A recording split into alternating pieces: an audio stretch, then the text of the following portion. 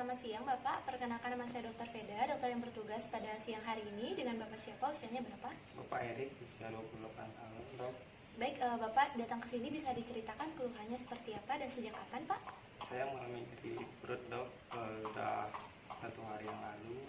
Baik, Bapak bisa diceritakan awal mula dari nyeri perut Bapak itu? Saya mengalami nyeri perut karena jajan sembarangan, dok. Oh begitu ya Pak. Kemudian Bapak, apakah Bapak sudah memiliki usaha-usaha untuk mengurangi gejala nyeri yang Bapak rasakan ini? Saya sudah minum obat, tapi nyerinya masih sampai sekarang, dok. Oh begitu, jadi tidak hilang dengan obat pereda nyeri ya Pak. Kemudian apa yang bisa memperberat gejala Bapak itu? Kalau saya makan, saya mengalami nyeri Oh lebih gitu parah. Pak. Apakah Bapak mengalami keluhan lain Pak? Saya mengalami diare. Diare, bisa diceritakan diarenya itu berapa kali atau mungkin mengganggu aktivitas atau tidak Pak? Diarenya sampai mengganggu aktivitas. Berapa kali Pak kalau boleh tahu? Kurang lebih 3 kali. 3 kali dalam sehari. Iya. Berarti itu sangat-sangat nggak enak ya Pak ya? Iya. Terus Bapak, apakah Bapak memiliki riwayat keluarga seperti ini sebelumnya? Enggak. Baik Bapak.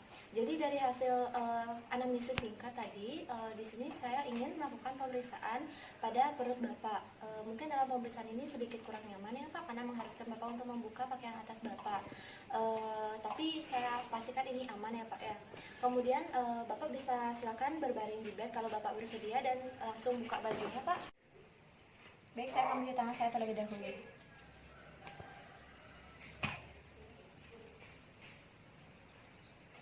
Saya sudah mencuci tangan saya dan menggunakan APD. Baik Bapak, dalam pemeriksaan abdomen ini saya akan melakukan 4 jenis pemeriksaan, yakni pertama inspeksi, kemudian auskultasi, kemudian ada perkusi dan juga palpasi.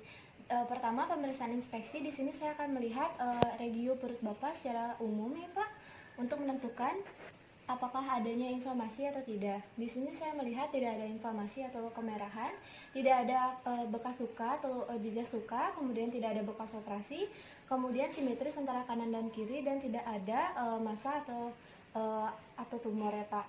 Kemudian saya akan melakukan pemeriksaan auskultasi dengan menggunakan stetoskop yang sudah saya hangatkan. Akan terlebih dahulu saya hangatkan ya Pak.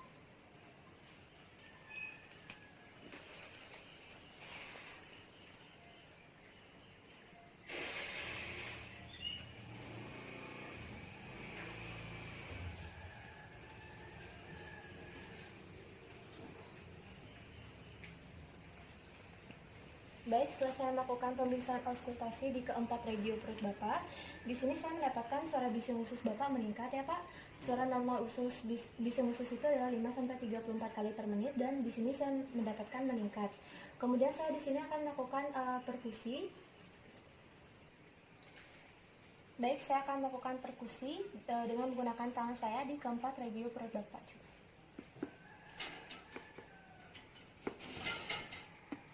Baik, setelah saya melakukan perkusi di keempat regio, saya tidak mendapatkan adanya kelainan ya Pak. Kemudian saya akan melakukan perkusi tambahan untuk menentukan liver span Bapak. Yang pertama saya akan mencari garis midclavicular Bapak, kemudian akan menurunkan tangan saya ke bawah untuk menentukan perubahan dari suara sonor ke suara dulness.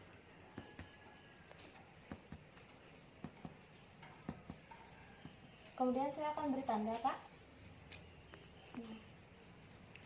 Kemudian saya akan menentukan dari sejajar umbilikus sama juga midclavicular ke atas untuk menentukan perubahan suara dari timpani ke dulness.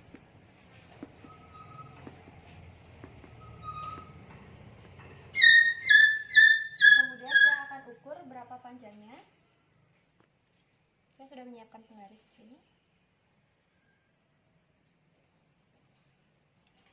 Baik Pak, setelah saya ukur, ternyata liver span Bapak adalah 6 cm. Jadi itu normal ya Pak.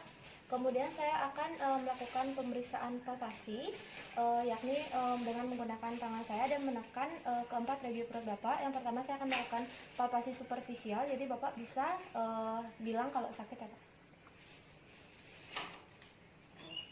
Sakit Pak? Sakit.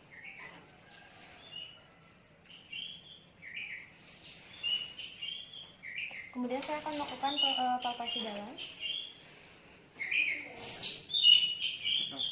Oke Pak.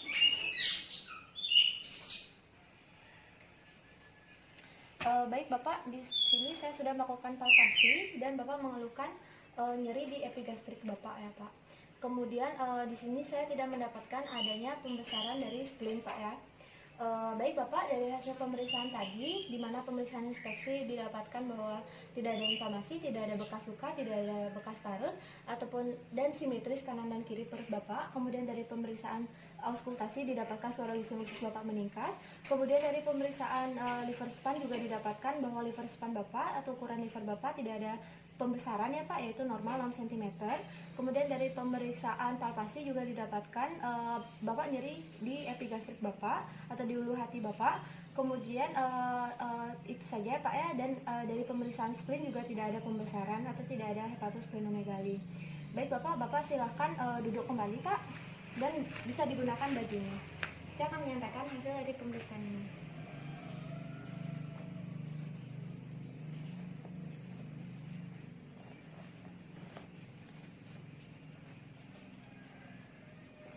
Baik Bapak, silakan kita duduk lagi.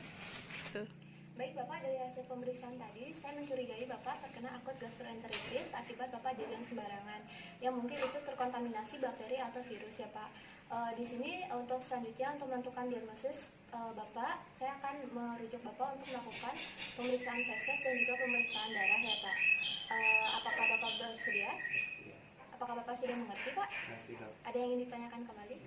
Baik, kalau seperti itu semoga cepat sembuh ya Pak, dan nanti hasilnya bisa dibawa ke sini kembali untuk kita interpretasi bersama-sama ya Pak. Baik, terima kasih Pak. Saya akan mencuci tangan saya.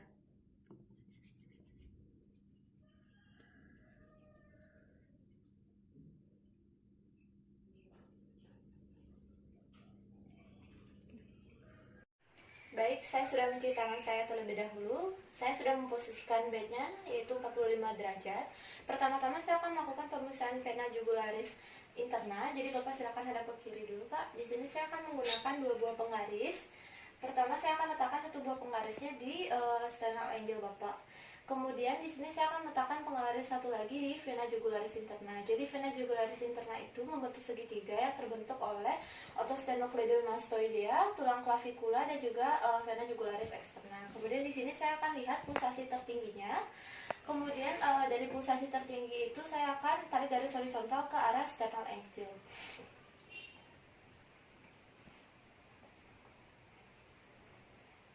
Baik, di sini dari hasil pemeriksaan vena jugularis interna didapatkan 5 plus minus 4 cm H2O, di mana terjadi peningkatan tekanan vena jugularis interna Pak. Kemudian saya akan melakukan pemeriksaan fisik jantung yang tadi dari inspeksi, palpasi, perkusi, dan juga auskultasi. Pertama inspeksi, di sini saya akan lihat toraks rongga dada Bapak. Di sini saya melihat simetris kanan dan juga kirinya, kemudian tidak ada bekas luka, tidak ada tanda-tanda kemerahan atau inflamasi. Kemudian saya akan melakukan pemeriksaan palpasi dengan menggunakan tangan saya. Jadi saya akan letakkan tangan saya di ictus cordis Bapak. Saya akan mencari ICS 5 midclavicular line kiri. Pertama-tama saya akan mencari ICS 2 yang saya mencari sternal angle terlebih dahulu. Kemudian di sebelah sternal angle ini adalah costa 2. Kemudian turun ke bawah adalah ICS 2, turun terus ke bawah sampai menemukan ICS 5. Jadi saya akan letakkan tangan saya untuk menentukan ictus cordis Bapak. Kemudian saya akan melakukan pinpoint dengan menggunakan ujung jari saya untuk menentukan ictus cordis Bapak.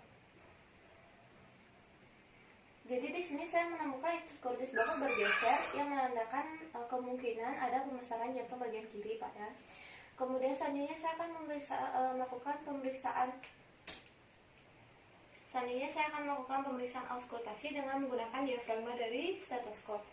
Saya akan hangatkan terlebih dahulu stetoskopnya Pak ya, dengan menggunakan tangan saya. Saya akan melakukan pemeriksaan auskultasi pada keempat katup jantung Bapak.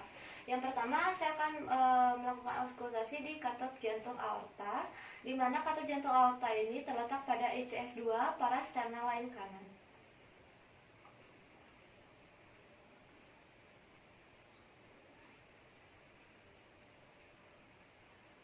Kemudian saya akan melakukan pemeriksaan pada katup pulmonal Bapak yang terletak pada ICS 2 parasternal line kiri.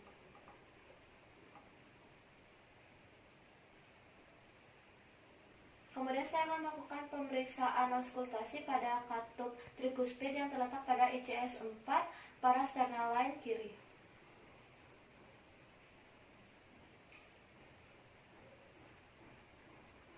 Kemudian saya akan melakukan pemeriksaan katup jantung mitral yang terletak pada ICS 5 midclavicular line kiri.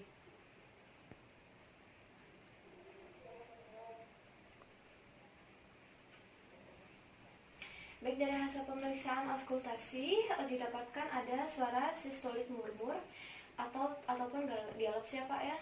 Kemudian saya akan melakukan pemeriksaan pada punggung kaki kanan maupun kiri Bapak. Jadi saya akan melakukan pemeriksaan pada punggung kaki kanan Bapak terlebih dahulu. Saya akan melakukan penekanan pada punggung kaki kanan Bapak untuk menentukan apakah ada piting maupun non-piting udang. Baik, saya menemukan terdapat piting ataupun non-piting edema pada kaki kanan Bapak. Kemudian saya akan melakukan pemeriksaan pada punggung kaki kiri Bapak.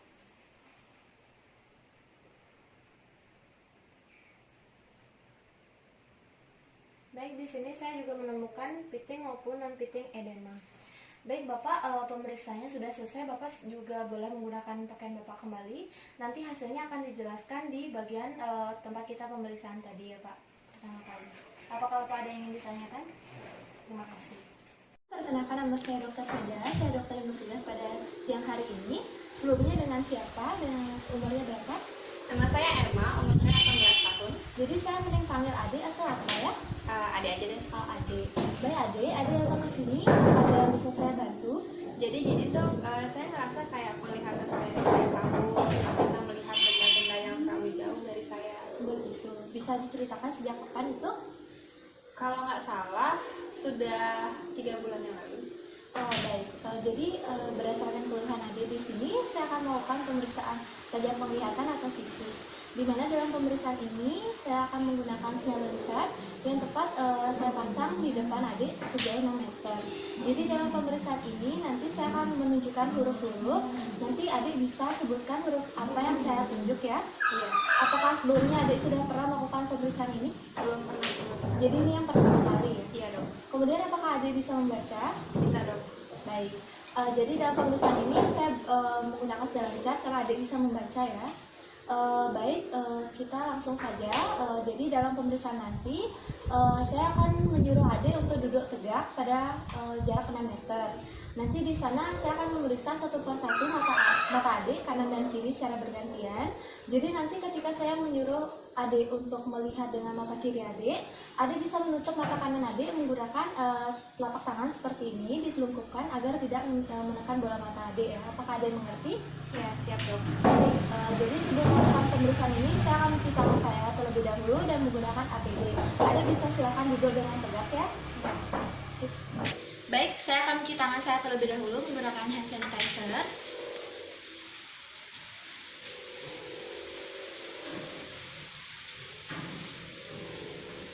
Baik, dan saya sudah menggunakan APD. Jadi adik silakan duduk tegak di sini dan saya akan menunjukkan huruf-huruf di Snellen chart. Adik bisa tutup mata kanannya ya. Saya akan memulai dengan mata kiri terlebih dahulu. Baik, nanti bisa disebutkan ya yang saya tunjuk.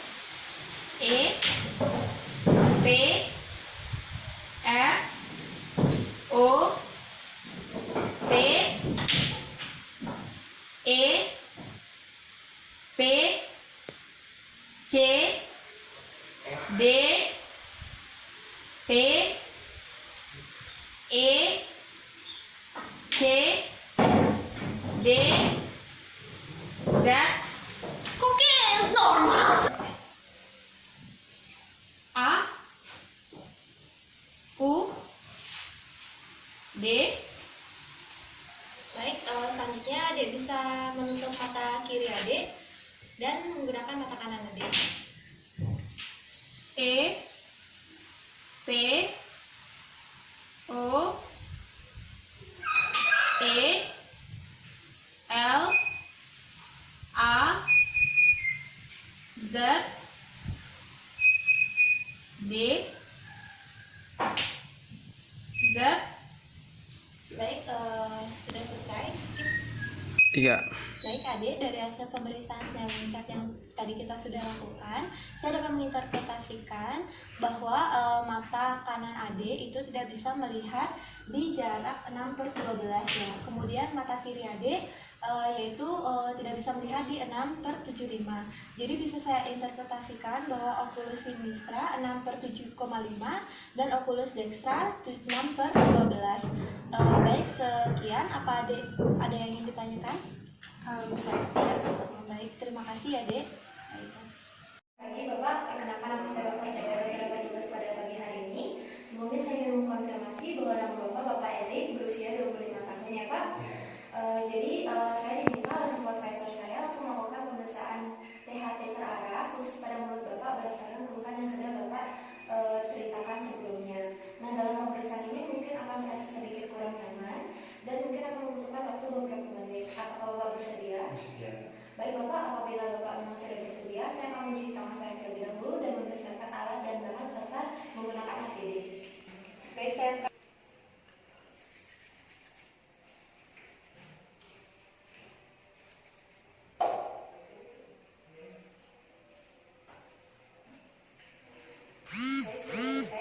Baik Bapak, saya sudah mencuci tangan saya dan sudah mempersiapkan alat dan bahannya. Sekarang saya akan memposisikan diri dengan duduk bersila dengan kemudian saya akan memasang lampu kepala.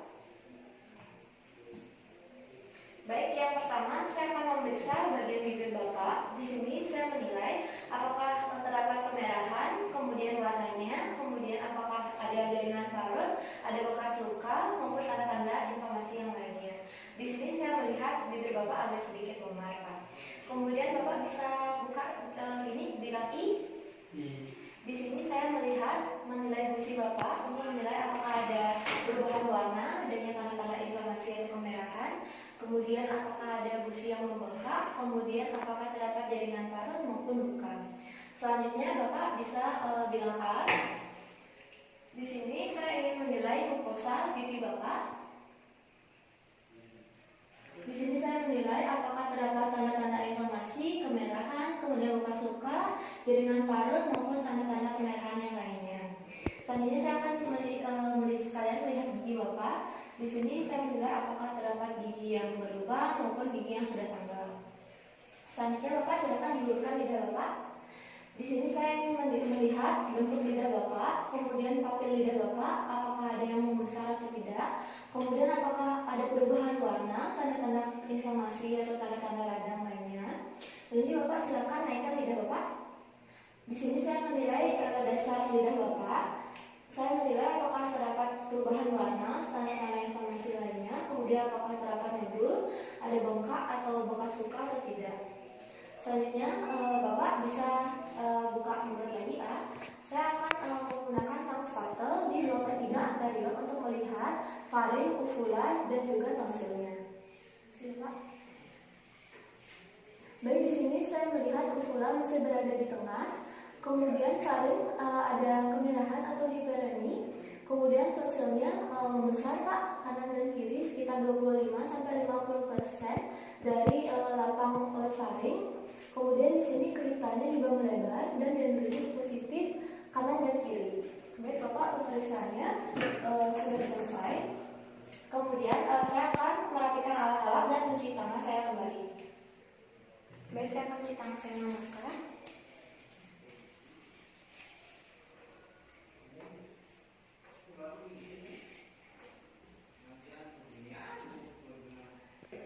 Baik, dari hasil pemeriksaan tadi saya melihat uvula Bapak masih berada di tengah.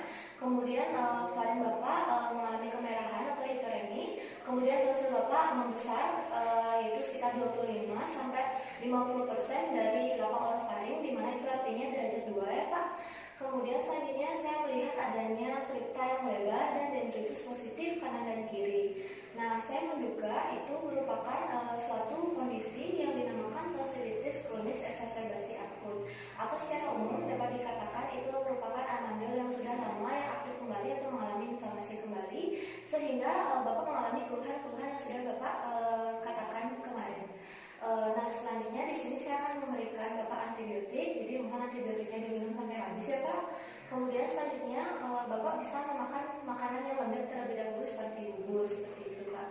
Kemudian nanti Bapak tolong perbanyak konsumsi air hangat, dan juga apabila nanti terdapat pemburukan kondisi atau nanti mungkin terdapat sesak, Bapak bisa menghubungi layanan atau pusat medis yang terdekat dengan Bapak. Nanti hasilnya akan saya laporkan ke supervisor saya. Apakah Bapak ada pertanyaan lagi? Baik, terima kasih. Semoga terpasang Pak. Selamat pagi Bapak, perkenalkan nama saya Dr. Feda, dokter anak tugas pada pagi hari ini. Sebelumnya saya ingin mengkonfirmasi bahwa nama Bapak adalah Bapak Erik, berusia 55 tahun.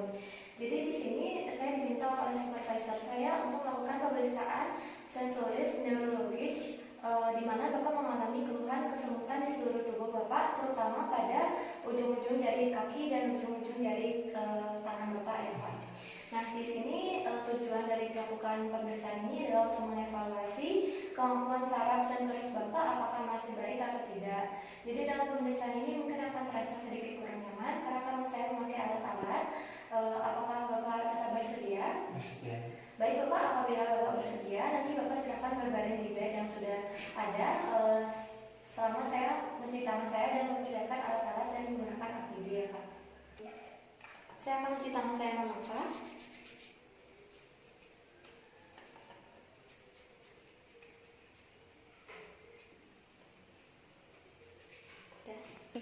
Baik, saya sudah mencuci tangan saya dan sudah menyiapkan alat-alatnya. Adapun alat-alat yang akan saya gunakan di sini, itu saya akan menilai raba, kemudian nyeri, kemudian suhu Pak. Untuk menilai raba saya menggunakan kapas yang sudah saya runcingkan. Kemudian di sini untuk menilai nyeri saya menggunakan pulpen yang ada ujung lancipnya, ujung tajamnya dan ujung tumpulnya.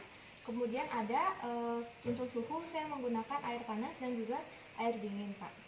Yang pertama saya akan menilai nyeri yang menggunakan ujung tajam dan juga ujung tumpul dari pulpen. Jadi Bapak di sini ini namanya ujung tajam, ini sisi tumpul ya Pak ya. Baik Bapak silakan tutup matanya. Ini apa Pak? Tajam. Ini apa? Tumpul. Ini apa Pak? Tajam. Ini apa Pak? Tumpul. Ini apa Pak? Tidak terasa. Ini? Tidak terasa. Ini?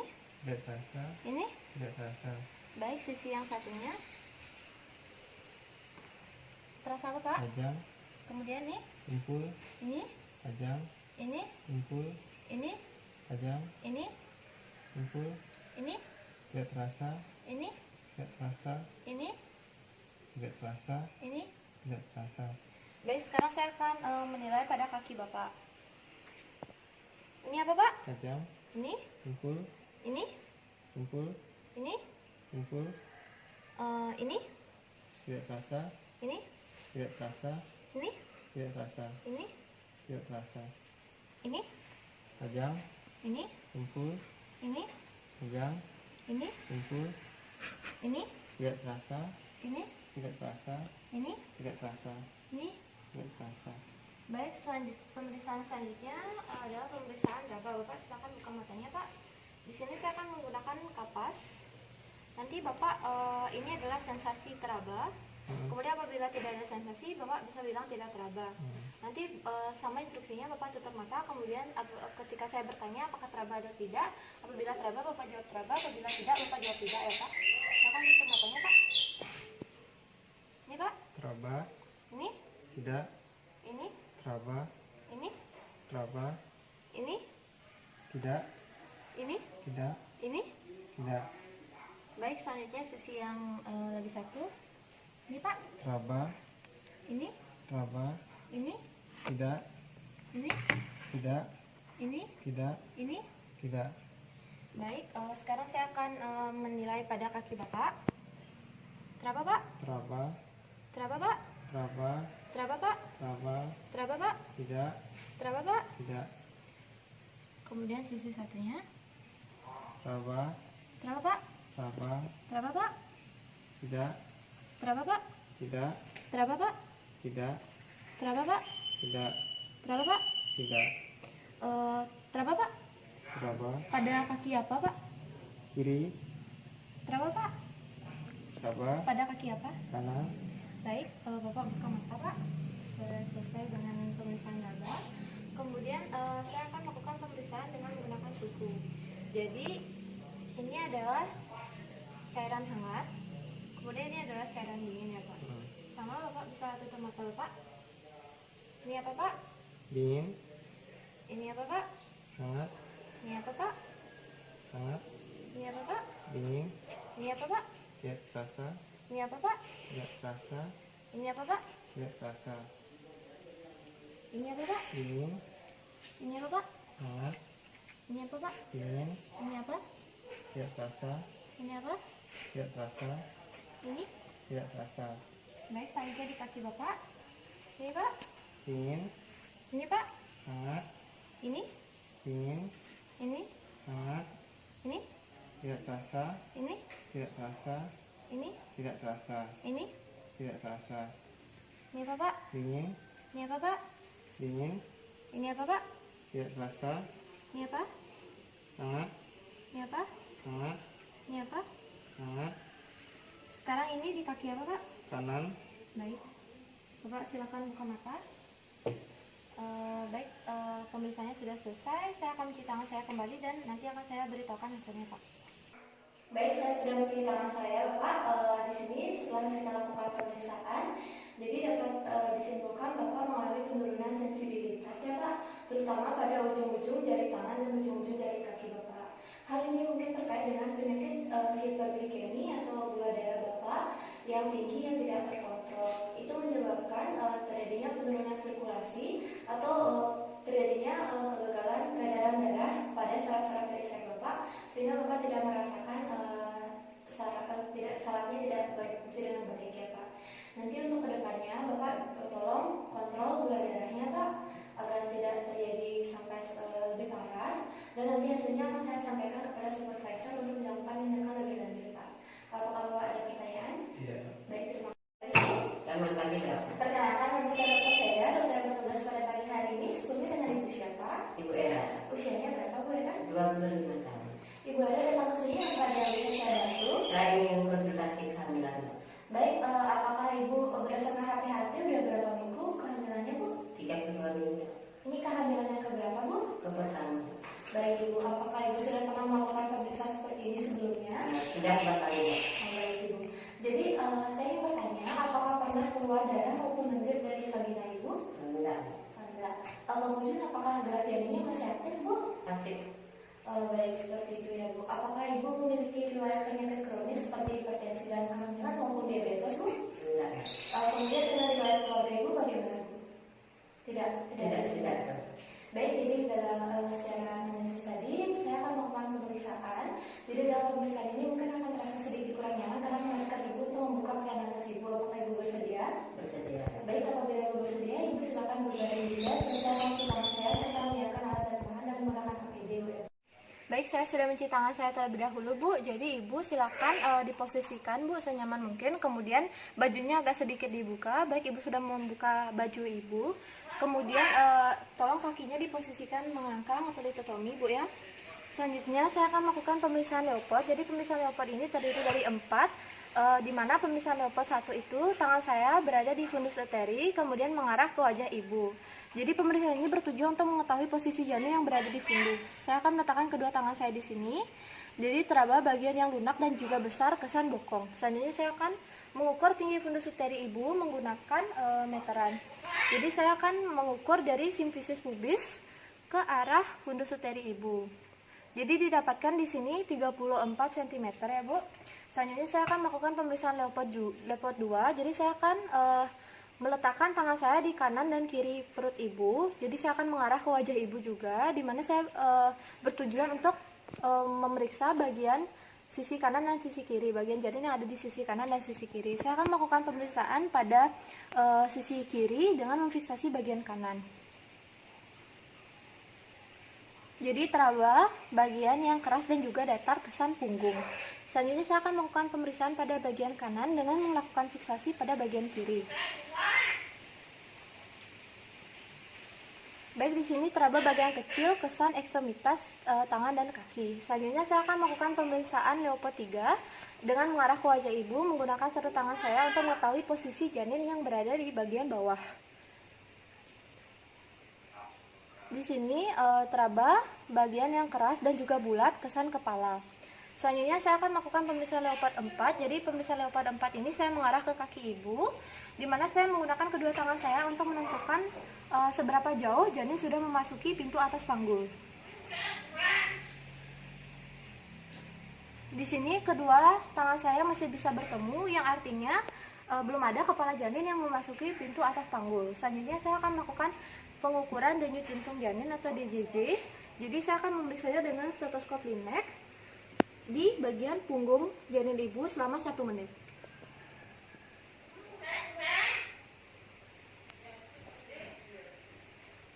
Baik, saya sudah mengukur denyut jantung janinnya adalah 140 kali per menit. Baik, ibu pemeriksaannya sudah selesai, jadi ibu bisa kenakan kembali bajunya, kemudian ibu silakan kembali ke meja pemeriksaan lagi untuk saya sampaikan interpretasinya. Jadi ibu, saya sudah mencuci tangan saya kembali dan juga sudah merapikan alat-alat. Setelah dilakukan pemeriksaan, saya di sini akan memberitahu interpretasinya. Jadi ibu, kehamilan ibu sudah 32 minggu, kemudian tidak pernah ada aborsi, jadi status obstetrik ini adalah di 1 penol anol. Selanjutnya, setelah tadi dilakukan pemeriksaan di level 1, level 2, level 3, level 4, jadi posisi janin ibu sudah tepat dengan bokong berada di atas dan juga kepala janin berada di bawah, Bu ya. Kemudian denyut jantung janin ibu juga normal, yaitu 140 kali per menit. Kemudian nanti apabila ibu sudah mengalami kontraksi dan sudah akan melakukan persalinan, ibu bisa datang bersama keluarga ke rumah sakit terdekat untuk bisa dilakukan persalinan agar persalinan tidak terjadi lama ya Bu. Kemudian, apakah ibu ada pertanyaan? Tidak. Baik, terima kasih Bu. Selamat siang, perkenalkan nama saya Veda. Di sini saya selaku dokter muda yang bertugas pada pagi hari ini. Saya akan mengerjakan sebuah kasus, di mana kasusnya adalah seorang ibu mengajak anaknya untuk mengimunisasi, di mana diketahui bayi laki-laki berusia 5 bulan, di mana berat badannya adalah 8 kg, kemudian panjang badan bayi ini adalah 65 cm, dan lingkar kepalanya adalah 41 cm. Instruksinya adalah lakukan antropometri berdasarkan grafik WHO dan simpulkan status gizinya. Grafik WHO dibedakan menjadi berat badan menurut tinggi badan, kemudian berat badan menurut usia, kemudian ada tinggi badan menurut usia, dan lingkar kepala menurut usia. Hasil pengukuran akan diplot pada garis di grafik ini. Adapun sebelum kita memplot hasilnya, kita harus mengetahui istilah-istilah yang ada pada grafik ini. Ada sumbu X atau garis horizontal pada grafik yang menunjukkan umur atau panjang atau tinggi badan dari bayi. Kemudian sumbu Y atau garis vertikal di sini menunjukkan panjang atau tinggi badan, berat badan, dan lingkar kepala bayi. Kemudian untuk interpretasi hasil plotting akan berdasarkan dari garis lengkung-lengkung yang ada pada grafik. Di sini ada garis lengkung 0 yang berarti median, kemudian ada standar deviasi. Jadi standar deviasi itu terdiri dari positif 1, 2, dan 3, kemudian negatif 1, negatif 2, dan negatif 3. Baik, yang pertama kita akan memplot antropometrinya berdasarkan berat badan menurut umur bayi. Di sini kita ketahui bahwa berat badannya adalah 8 kg, kemudian panjang badan bayi adalah 65 cm. Kemudian di sini kita bisa cari plotnya atau cari titik tengahnya di sini. Kemudian kita bisa beri tanda di sini. Baik, di sini diketahui bahwa grafiknya di standar deviasi 1, yang mana apabila standar deviasinya min 2 sampai 2, artinya itu normal. Kemudian yang kedua adalah berat badan menurut umur. Jadi di sini sama seperti yang tadi caranya. Kita cari berat badan bayinya adalah 8 kg. Kemudian kita cari umur bayinya adalah 5 bulan. Kemudian kita cari titik temu dari berat badan dan juga umurnya. Kemudian kita beri tanda di sini. Di sini diketahui bahwa titiknya itu ada di standar deviasi 0 dan juga positif 2, yang mana apabila standar deviasinya antara min 2 sampai dengan 2 standar deviasi, artinya masih dalam rentang normal. Kemudian di sini ada grafik yang ketiga, yaitu panjang badan menurut umur. Di sini sama seperti tadi caranya, ada panjang badan bayinya adalah 65 cm, kemudian kita cari umur bayinya adalah 5 bulan, kemudian kita cari titik temunya di sini, kemudian kita berikan tanda di sini. yang mana diketahui di sini setelah diplotting bahwa titiknya ada di standar deviasi 0 dan juga standar deviasi min 2, di mana sama seperti tadi apabila standar deviasinya antara 2 dan juga min 2 itu masih dalam rentang normal. Kemudian lingkar kepala sama seperti tadi, jadi diketahui lingkar kepala bayi adalah 41 cm, kemudian umur bayi adalah 5 bulan di sini. Kemudian kita cari pertemuannya, kemudian kita beri tanda di sini. Kita ketahui bahwa titiknya itu ada di standar deviasi antara min 1 dan juga min 2 standar deviasi, itu masih dalam rentang normal. Kemudian setelah kita memplot antropometri bayi ini, kita simpulkan status gizinya. Adapun status gizi bayi itu ada rumusnya, yakni berat badan dibagi berat badan ideal dikali 100%. Adapun kita harus mencari berat badan ideal bayi dulu, yang mana kita bisa mencarinya dari grafik berat badan menurut tinggi badan WHO. Yang pertama kita cari panjang badan dari bayi yang sudah terukur, yaitu 65 cm. Kemudian kita cari standar deviasi 0 atau persentil 50, kemudian kita tarik garis ke kiri, kemudian kita cari titik potongnya, yaitu di sini, yang mana artinya berat badan ideal bayi itu ada di 7,5. Baik, setelah kita tahu berat badan ideal bayi, kita kembali ke rumus status gizi, yakni berat badan dibagi berat badan ideal dikali 100%. Adapun berat badan bayi terukur adalah 8 kg dibagi 7,5 kg berat badan ideal dikali 100%, artinya berat badan status gizinya adalah 106%, yang artinya status gizinya masih dalam rentang normal. Selamat siang Bapak, perkenalkan nama saya Dr. Muda Veda, dokter yang bertugas pada siang hari ini. Sebelumnya saya ingin mengkonfirmasi bahwa nama Bapak adalah Bapak Erik ya Pak, usianya 32 tahun, apakah benar? Benar. Jadi saya diminta oleh supervisor saya untuk melakukan pemeriksaan motorik pada tangan kanan dan tangan kiri Bapak, karena Bapak mengeluh kesemutan dan juga kelemahan pada saat mengangkat benda berat. Apakah benar Pak? Benar. Jadi sekarang saya akan lakukan pemeriksaan motorik, namun dalam pemeriksaan ini mungkin akan terasa sedikit kurang nyaman karena Bapak akan saya berikan tahanan pada tangan Bapak. Apakah Bapak bersedia? Bersedia. Baik, saya akan mencuci tangan saya terlebih dahulu dan menggunakan APD. Baik, saya sudah mencuci tangan saya dan menggunakan APD. Jadi pemeriksaan pertama adalah saya ingin mengevaluasi kekuatan otot trapesius Bapak. Bapak silakan seperti ini Pak. Sekarang angkat kedua bahunya Pak ya. Baik, bisa ya Pak. Kemudian saya di sini akan memberikan tahanan pada otot trapesius Bapak. Bapak silakan angkat. Baik. Di sini terlihat pasien ada sedikit kesulitan untuk mengangkat ketika saya berikan tahanan ringan. Kemudian saya akan melakukan pada sisi yang sebelah satunya. Silakan Bapak angkat. Baik, di sini pasien terlihat juga kesulitan, jadi saya bisa simpulkan bahwa kekuatan otot Bapak adalah positif 3, di mana Bapak bisa melawan gravitasi akan tetapi tidak dapat menahan tahanan ringan yang saya berikan. Kemudian saya akan mengevaluasi kekuatan otot deltoid Bapak. Bapak silakan seperti ini Pak. Baik, sekarang turunkan tangannya. Baik, saya akan memberikan tahanan lagi. Bapak silakan seperti ini lagi tangannya Pak. Baik, Bapak silakan turunkan tangannya. Kemudian sisi satu lagi.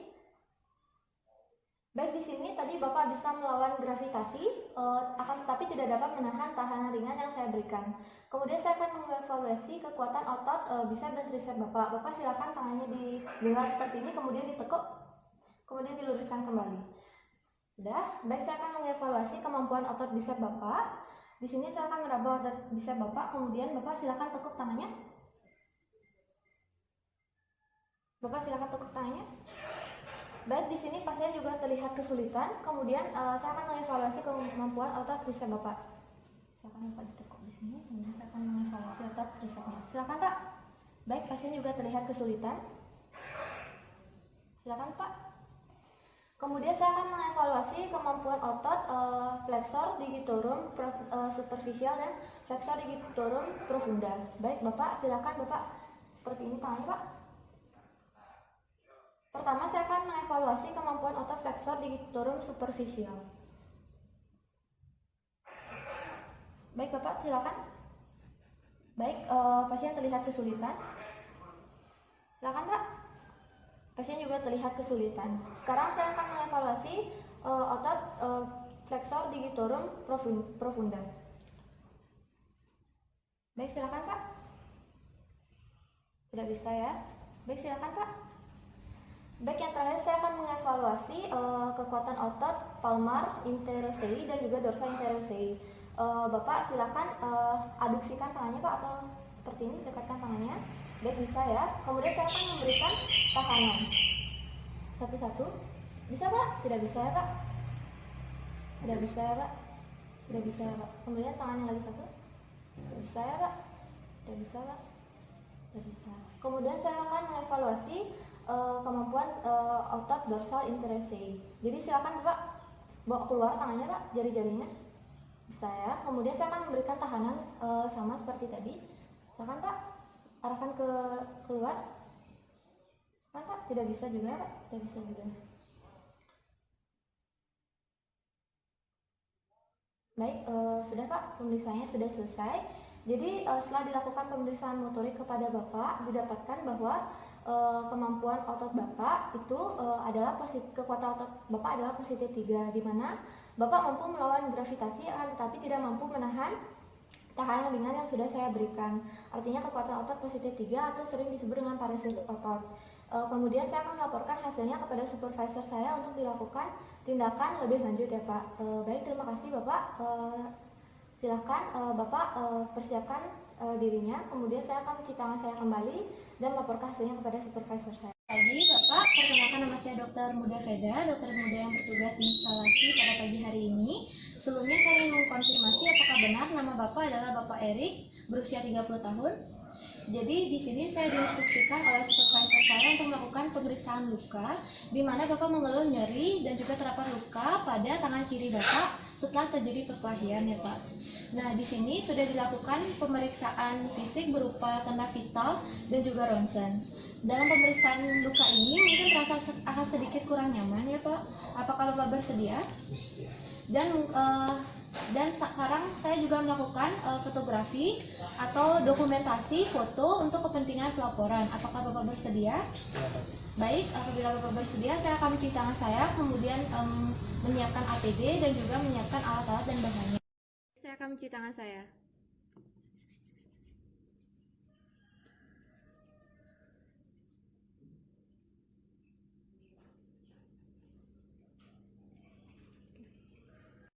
Alat yang digunakan adalah alat tulis untuk mencatat, kemudian penggaris untuk mengukur luka, kemudian ada labrador skala untuk kepentingan dokumentasi, kemudian kamera digital untuk dokumentasi. Selanjutnya adalah pengambilan gambar dilakukan 2 kali, yaitu sebelum dan juga sesudah luka dibersihkan. Untuk cara pengambilannya dilakukan dengan jarak dekat dan juga jarak jauh. Jarak jauh digunakan untuk mengetahui posisi luka tepatnya berada di mana, dan jarak dekat digunakan untuk mengetahui kondisi luka. Saya akan melakukan pemeriksaan luka. Yang pertama saya akan menentukan lokasi luka. Jadi luka berada di tangan kiri sisi belakang. Yang kedua adalah saya menentukan koordinat luka. Karena luka adalah luka ekstremitas, jadi saya hanya menentukan koordinat Y saja dengan menggunakan penggaris. Luka diukur dari tengah luka sampai pergelangan tangan.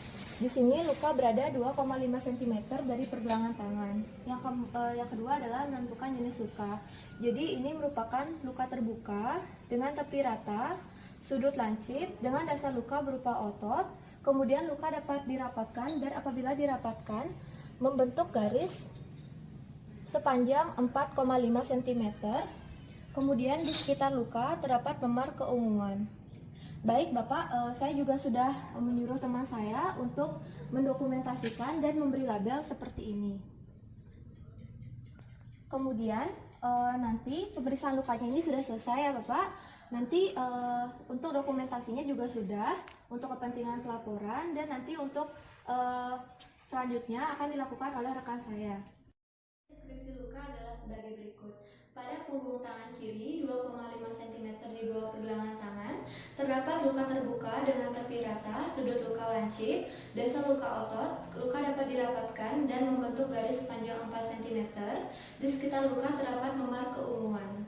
Adapun derajat lukanya merupakan luka derajat 2 karena yang pertama merupakan luka terbuka, selanjutnya memerlukan penanganan medis khusus yaitu berupa berupa bedah minor atau hecting. Yang ketiga, luka menimbulkan kecacatan serta sementara waktu mengganggu aktivitas kerja. Bapak, perkenalkan nama saya Dr. Feda, dokter yang bertugas jaga di UGD pada pagi hari ini. Sebelumnya dengan Bapak siapa, umurnya berapa Pak? Bapak Erik, umur 23. Bapak datang dengan keluhan sakit ya Pak, habis Iya. kecelakaan. Ya. Bagaimana bisa dijelaskan kecelakaannya gimana Pak? Kemudian apa yang Bapak rasakan hari ini? Ada mobil yang nyalip dari kiri Baik. saya, terus saya oleh ke kanan, terus Kemudian? kaki saya, Kaki kanan Bapak jadi tumpuan gitu. ya Bisa Bapak ceritakan seberapa sakit nyerinya tuh? Sakit banget sakit gitu? banget, Sakit iya. banget. Baik Bapak, kemudian saya ingin bertanya apakah Bapak memiliki riwayat alergi atau mungkin penyakit-penyakit kronik dahulu kala? Enggak, Enggak punya Pak. Kemudian apakah Bapak sedang mengkonsumsi obat-obatan sekarang? enggak. Baik Bapak, kemudian apakah Bapak bisa ingat kapan terakhir Bapak makan? Karena ini penting sekali untuk menentukan apakah tindakan operasi bisa segera dilakukan atau tidak. 3 jam yang lalu. Baik, 3 jam yang lalu ya Pak. Baik Bapak, dalam pemeriksaan kali ini saya akan menghitung atau melakukan pemeriksaan derajat nyeri Bapak dengan tujuan untuk mengetahui skala nyeri Bapak sehingga nantinya dapat dilakukan treatment yang baik dan benar. Dalam pemeriksaan ini mungkin akan terasa sedikit kurang nyaman dan mungkin akan memerlukan waktu sekitar beberapa menit. Apakah Bapak bersedia? Setia. Baik Bapak, silakan Bapak berbaring ke bed, kemudian saya akan menyiapkan alatnya dan mencuci tangan saya terlebih dahulu. Stop dulu. Baik, saya akan mencuci tangan saya terlebih dahulu dengan menggunakan hand sanitizer.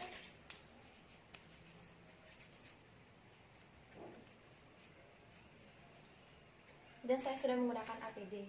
Jadi Bapak, dalam pemeriksaan kali ini kita akan menggunakan 2 jenis skala. Yang pertama adalah visual analog scale dan juga numeric rating scale. Jadi dalam visual analog scale ini merupakan skala bergaris. Dengan cara penilaiannya yaitu Bapak menunjuk sendiri angka atau skala mana di mana itu menunjukkan rasa sakit yang Bapak derita ya Pak. Kemudian setelah Bapak memberi tanda itu, Bapak bisa menyerahkan hasilnya kepada saya untuk saya interpretasi. Kemudian di sini juga ada numeric rating scale. Jadi numeric rating scale ini berisi skala dari 1 sampai 10 di mana Bapak bisa melingkari juga dengan menggunakan pulpen skala mana nyeri Bapak yang Bapak rasakan ya Pak. Baik Bapak, silakan Bapak isi sekarang.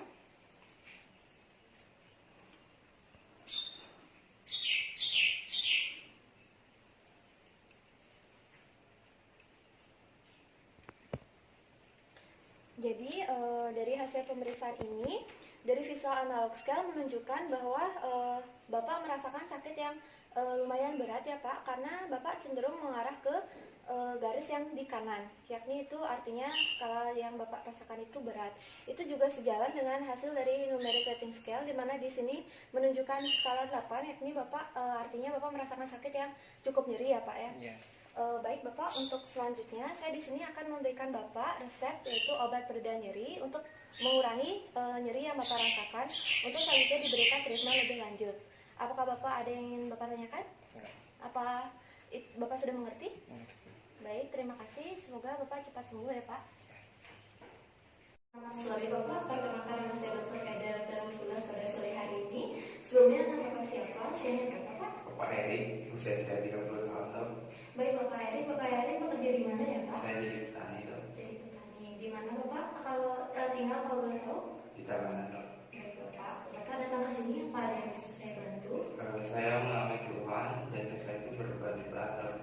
Baik, berdebar-debar ya Pak. Bisa Bapak ceritakan sejak kapan dan bagaimana kronologisnya Pak? Sejak 1 tahun yang lalu, Dok. Kalau saya kelelahan, biasanya saya mengalami berdebar-debar. Gitu ya Bapak. Baik Bapak, kemudian apakah itu mengganggu aktivitas Bapak Pak? Iya, Dok. Sangat mengganggu ya Iya. Bapak. Kemudian Bapak, apa Bapak memiliki cara untuk mengurangi gejala yang Bapak alami tadi? Saya meminum obat biasanya, Dok. Meminum obat. Kemudian apa ada yang bisa memperberat gejala Bapak? Kalau saya kelelahan biasanya, Dok. Ya seperti itu. Kalau boleh tahu ini hilang timbul nyerinya atau bagaimana Pak? Terus menerus, Dok. Terus menerus ya Bapak. Kemudian apabila saya beri skala 1 sampai 10, di manakah nyeri atau berdebar-debar yang Bapak rasakan? 7, Dok. 7 ya Pak. Berarti mengganggu ya Bapak ya. Kemudian Bapak apa ada keluhan lain mungkin? Kalau saya biasanya selain berdebar-debar, saya mual biasanya, Dok. Mual-mual Bapak, apa sampai muntah Pak? Enggak, Dok. Enggak. Baik Bapak, kemudian apakah Bapak pernah mengalami gejala serupa sebelum 1 tahun yang lalu mungkin Pak? Enggak ada. Kemudian Bapak, apakah Bapak memiliki riwayat penyakit kronis seperti diabetes, hipertensi? Tidak ada. Kemudian apakah Bapak memiliki riwayat keluarga yang memiliki keluhan serupa Pak? Enggak ada. Bisa Bapak jelaskan bagaimana dulu situasi Bapak pada saat remaja? Apakah Bapak pernah mengalami kondisi seperti ini Pak? Tidak ada. Apakah Bapak pernah mengalami gangguan kecemasan maupun depresi Pak sebelumnya? Tidak juga. Kemudian pada saat kecil, apakah Bapak pernah mengalami kejang Pak? Enggak ada. Enggak ya Pak. Kemudian Bapak, apakah Bapak sedang mengkonsumsi alkohol Pak saat ini? Enggak ada. Apakah Bapak perokok? Tidak. Baik Bapak, di sini setelah kita berwawancara sedikit, saya ingin memberi ringkasannya Pak ya dari hasil cerita Bapak. Jadi Bapak mengalami keluhan berdebar yang diikuti dengan keluhan mual sejak 1 tahun yang lalu ya Pak. Kemudian apakah Bapak pernah sebelumnya memeriksakan diri Pak ke dokter Pak? Pernah tahu. Saya sudah sering pindah-pindah ke dokter. Bapak sudah sering pindah-pindah dokter. Terus bagaimana hasilnya Pak? Kata dokter yang lain, saya nggak mengalami penyakit apa-apa. Begitu ya Pak. Apakah Bapak sudah pernah melakukan pemeriksaan sebelumnya? Pernah tahu. Juga tidak ada hasilnya negatif ya Pak. Iya. Baik, saya beri ringkasan lagi. Jadi Bapak mengalami keluhan berdebar-debar dan mual sejak 1 tahun yang lalu. Bapak tidak memiliki gangguan kecemasan maupun depresi. Kemudian masa kecil dan remaja Bapak juga baik-baik saja Pak. Kemudian hubungan sosial Bapak juga baik-baik saja ya Pak. Kemudian Bapak sudah sering memeriksakan diri ke dokter, beberapa kali ke dokter dan itu tidak menemukan gejala. Dan Bapak apakah puas dengan hasilnya Pak? Enggak. Baik, dan Bapak tidak puas dengan hasilnya. Apa ada tambahan lagi Pak? Enggak itu aja. Tidak ada, seperti itu ya Pak. Baik Bapak, dari hasil yang saya sudah dengarkan dari cerita Bapak, bahwa Bapak sudah ke dokter tapi tidak ada hasil, tapi Bapak merasa tidak puas. Ya mungkin dalam kondisi seperti ini Bapak memang tidak sakit ya Pak. Memang mungkin Bapak sedang mengalami kecemasan saja sehingga gejalanya itu Bapak rasakan terus-menerus. Walaupun Bapak sebenarnya tidak sakit. Jadi dalam medis itu ada gangguan yang disebut dengan gangguan somatoform ya Pak.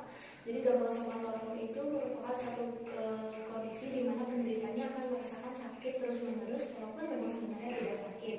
Dari hasil pemeriksaan mungkin tidak akan mendapatkan hasil ya Pak. Namun apabila Bapak merasa memang belum puas dengan hasil konsultasi kita, Bapak bisa datang minggu depan lagi untuk konsultasi.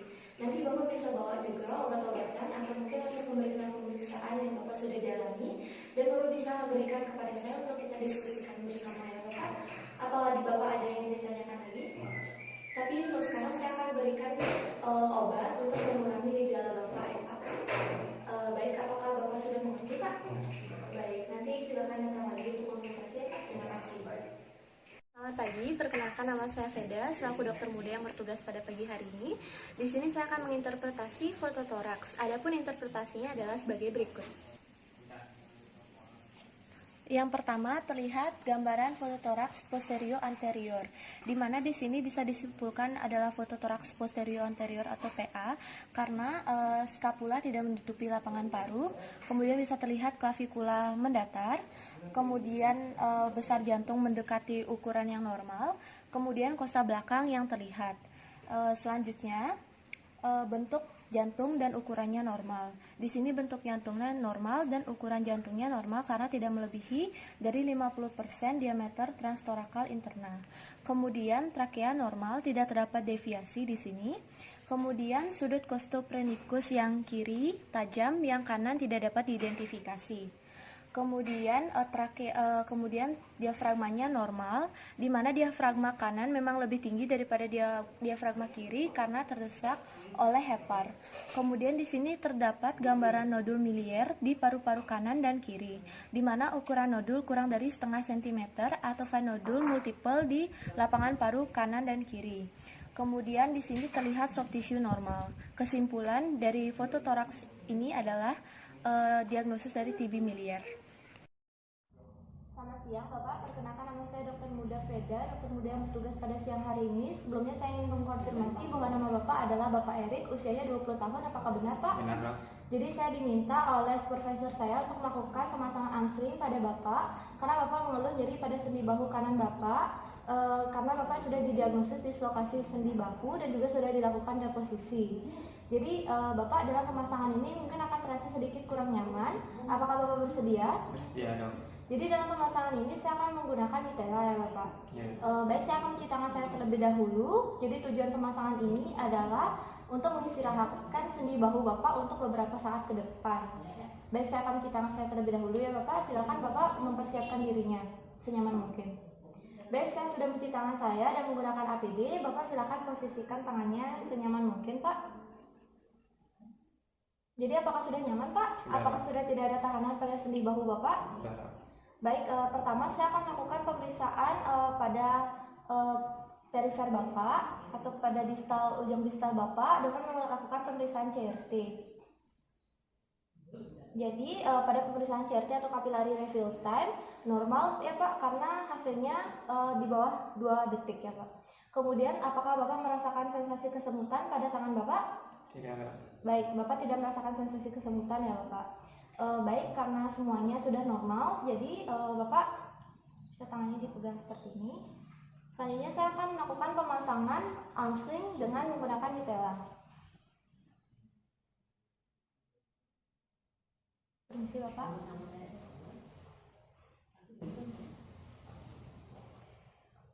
Ujung arm sling yang satu akan saya ikatkan di belakang.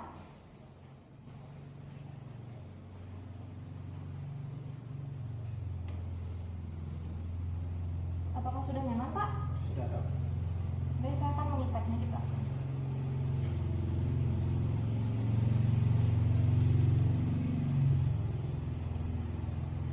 Apa ikatannya sudah cukup Pak? Sudah dong.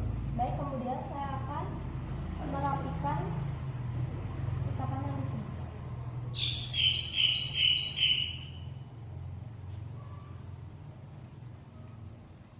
Baik, pemasangannya sudah selesai Bapak.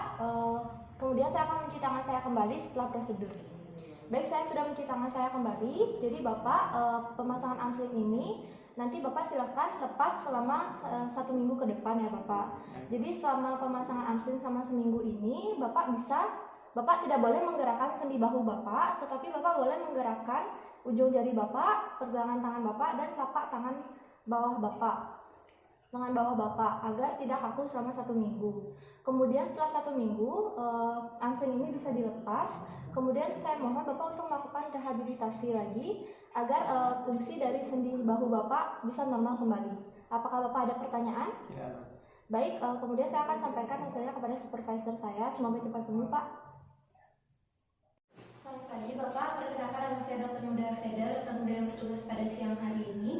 Sebelumnya saya ingin mengkonfirmasi bahwa nama Bapak adalah Bapak Erik ya Pak, usianya 22 tahun. Baik Bapak, berdasarkan hasil anamnesis maupun pemeriksaan fisik yang terdiri dari lesi khas dan juga tempat predileksinya, di sini Bapak dapat didiagnosis terkena fixed drug eruption. Apakah Bapak sebelumnya sudah pernah mendengar istilah itu Pak? Belum dong. Jadi fixed drug eruption itu merupakan salah satu jenis erupsi obat yang sering dijumpai. Hal tersebut menimbulkan keluhan seperti yang Bapak derita, yaitu Bapak mengalami kemerahan atau luka pada sekitar mulut, bibir maupun alat kelamin. Jadi yang itu terasa panas sehingga setelah mengkonsumsi obat-obatan seperti obat-obatan sulfonamid, barbiturat, trimethoprim, dan analgetik ya Pak. Jadi di sini karena Bapak mengalami fixed drug eruption, saya akan bersiapkan obat. Jadi di sini saya akan memberikan KIE kepada Bapak tentang obat yang akan saya berikan ya Pak. Jadi yang pertama saya akan memberikan obat yang berupa corticosteroid sistemik. Jadi itu merupakan obat seperti prednisolon tablet 30 mg per hari. Jadi dosisnya itu dibagi sehingga diminum 3 kali sehari ya Pak ya. Selanjutnya saya akan memberikan antihistamin sistemik. Jadi antihistamin sistemik ini guna mengurangi rasa gatal-gatal yang Bapak alami. Jadi saya akan mempersiapkan loratadin tablet 10 mg 1 kali sehari, jadi diminum selama 7 hari ya Bapak. Ya. Selanjutnya pengobatan topikal seperti bila lesi terjadi erosi dapat dilakukan kompres dengan NaCl 0,9% maupun larutan permangana sekaligus dengan dosis 1/10.000 dengan 3 lapis kain kasa selama 10-15 menit ya Pak ya. Kompresnya itu dilakukan 3 kali sehari sampai lesinya mengering. Kemudian Kemudian dilanjutkan dengan penggunaan topikal kortikosteroid dengan potensi yang ringan sampai sedang seperti hidrokortison krim 2,5%. Kemudian Bapak, karena ini merupakan reaksi alergi obat atau adaptasi obat, jadi untuk selanjutnya nanti Bapak dan keluarga bisa memberi catatan kecil pada misalnya setiap kunjungan ke dokter. Apabila ditanyakan apakah Bapak memiliki alergi obat, Bapak bisa mengatakan Bapak alergi obat A atau B atau C, seperti itu ya Bapak. Apakah Bapak sudah mengerti? Ya. Baik, nanti tolong obatnya ini diminum atau dilakukan sesuai anjuran saya, Pak ya. Terima kasih, semoga cepat sembuh.